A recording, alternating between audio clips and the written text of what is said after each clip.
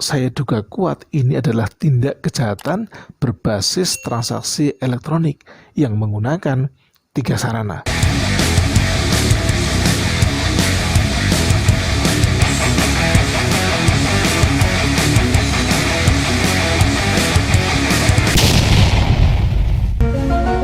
Assalamualaikum warahmatullahi wabarakatuh.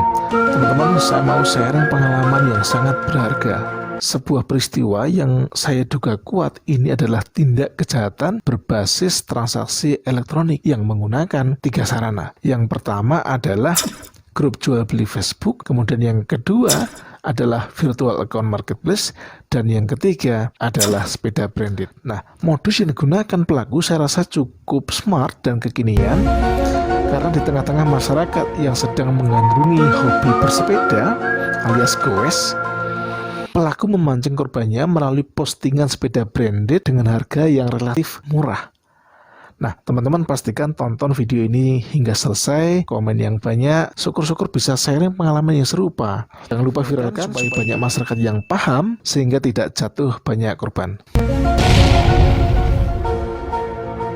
Ini bukan video ngeprank, rekayasa, atau hoax ya teman-teman. Nah, agar masyarakat mendapatkan pelajaran berharga dari pengalaman saya ini, saya merasa penting untuk membuat dokumentasi ini agar tidak jatuh banyak korban.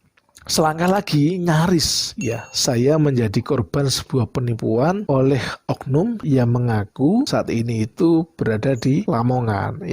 Dia menggunakan sarana media sosial dan transaksi elektronik untuk mencari korban. Nah, alhamdulillah teman-teman, saya menyadari hal ini bisa selamat dari potensi tindak kejahatan yang menggunakan modus pembayaran via virtual account di sebuah marketplace. Seperti apa lengkapnya?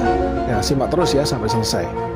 Nah, singkat cerita begini, di dalam pencarian saya itu, saya mencari di beberapa marketplace. Ada dicari di Tokopedia, kemudian di Bukalapak, juga di marketplace Facebook. Nah, kemarin hunting juga di marketplace Facebook. Saya menggunakan akun saya untuk masuk di grup jual beli Facebook. Nah, selama ini sudah masuk di banyak sekali atau masuk di beberapa grup jual beli Facebook. Khusus yang kejadian nyaris mau tertipu ini ya, saya masuk ke 4 grup jual beli Facebook. Ada salah satu grup jual beli yang di situ saya dapati postingan sebuah sepeda branded dan harganya menarik. Nah, di situ pelaku ya itu posting sebuah sepeda branded dengan harga yang sangat menarik dan kemudian mencantumkan WA. Sampai malam tuh saya ngecek akun tersebut menggunakan WhatsApp ya. Saya WA yang bersangkutan, kemudian ada respon. Nah, di respon itulah ya nyaris ya penipuan itu terjadi. Nah, kenapa saya yakin ini adalah sebuah penipuan? Ya, barangkali nanti kalau perlu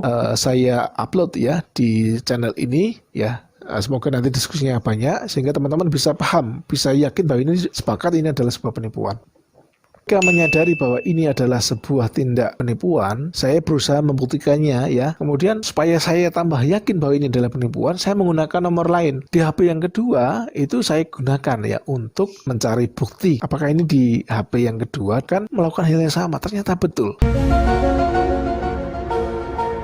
Si pelaku itu menggunakan modus yang sama. Dia menggunakan marketplace virtual account untuk meyakinkan saya. Nah, kira-kira begini. Nah, harga itu ya dia nego. Ya, padahal udah murah. Kemudian masih nego lagi. Nah, ketika saya tanya harga net, dia mengurangi harganya dan pengurangannya cukup signifikan.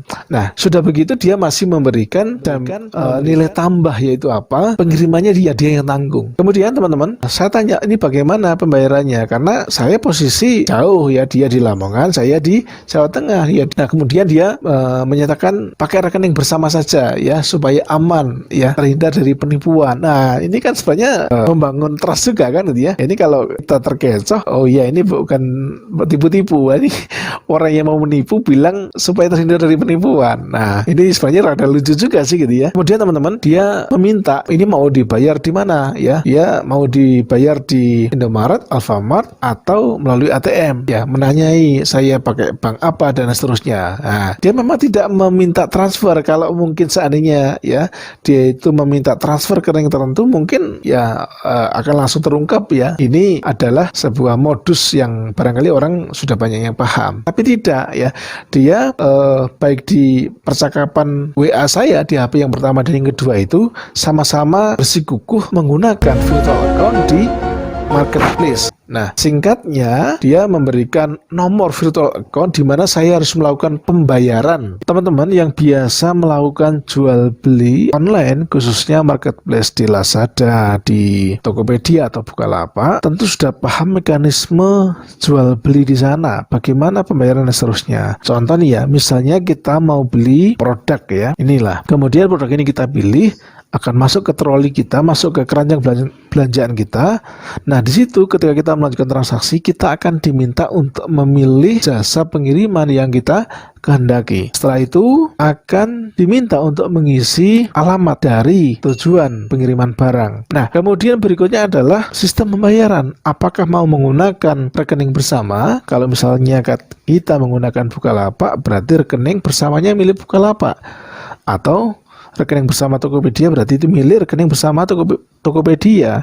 Artinya apa? Ketika kita melakukan pembayaran melalui rekening bersama ini, dana ini tidak bisa langsung diterima oleh penjual. Ya, sekali lagi, ketika kita menggunakan rekening bersama, maka dana yang kita bayarkan itu tidak bisa diterima langsung oleh penjual.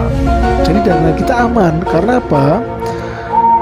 Barang ketika kita terima, kita tidak ada komplain, tidak ada keinginan bagi kita untuk mengembalikan barang yang sudah kita beli itu, ya, kita bisa klik tanda penerimaan. Ya, kita bisa mengkonfirmasi penerimaan barang. Nah, disitulah penjual itu baru bisa menerima uang pembayar dari produk yang kita beli.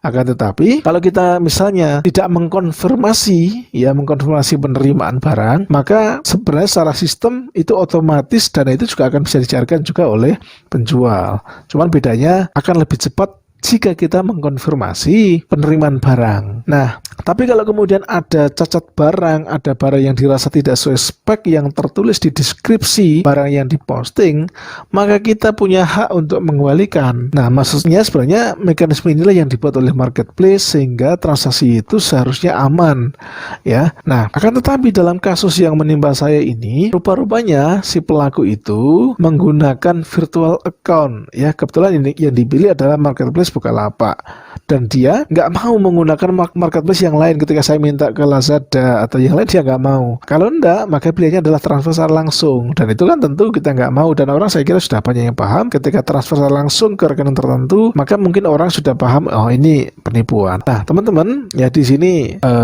ada postingan saya, ya, ada berisi percakapan saya dengan si penjual, ya, dengan si oknum ini. Ya, kalau tadi yang pertama dia berusaha meyakinkan calon korbannya dengan mengirimkan Sherlock. Kemudian yang kedua, ketika saya minta untuk video call mau, cuman di video call itu dia tidak menampakkan wajahnya, tapi dia menampilkan kalau pandangan, ya, kalau waktu video call yang saya lakukan itu, ya, selain dia tidak menampakkan wajah aslinya, dia seperti sedang menampilkan sebuah video dari HP lain.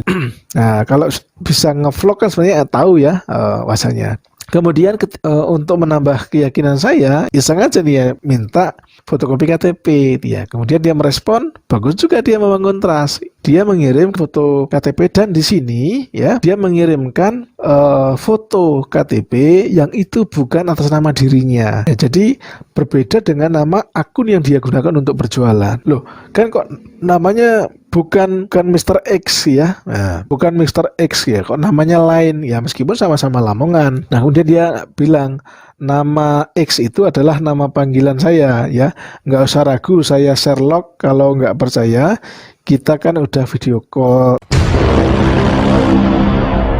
Ya, kita kan udah video call ya, meskipun video callnya kayak tadi ya, dia nggak mau menampakkan muka dirinya.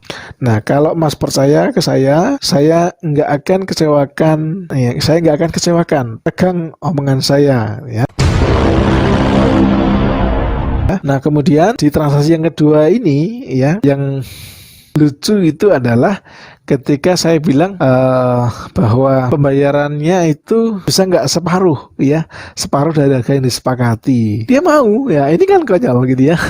Jadi kalau di WA percakapan saya yang pertama itu dia harganya turun 2 kali. Nah kalau di yang kedua ya, yang kedua itu ketika dengan dalih keamanan saya minta untuk membayarnya ya separuh dulu ya, dia mau gitu ya. Ini bukan barang yang harganya murah, tapi dia mau mengirim begitu saja. Dia menjanjikan mau mengirim barang kepada saya. Ya padahal belum tanya alamatnya mana, tiba-tiba suruh membayar di virtual account. Nah barangkali inilah yang namanya socio engineering ya. Jadi dalam percakapan yang singkat itu dia berusaha membangun trust ya. Mungkin ya bisa dikupas ya di kesempatan yang lainnya. Nah, jadi teman-teman dari kasus ini saya jadi terinspirasi untuk mengulasnya dari perspektif hukum, dari perspektif bisnis dan muamalah, dan tentu saja boleh jadi kita kupas dari sisi politis. Oleh karena teman-teman jangan lupa untuk nyalakan bel pemberitahuan, nyalakan notifikasinya supaya nanti ketika saya upload ya video lainnya yang relate ya, yang nyambung dengan video ini, teman-teman bisa mendapatkan informasi yang barangkali juga bermanfaat. Terima kasih teman-teman. Salam semangat mencari rezeki yang halal. Wassalamualaikum warahmatullahi wabarakatuh.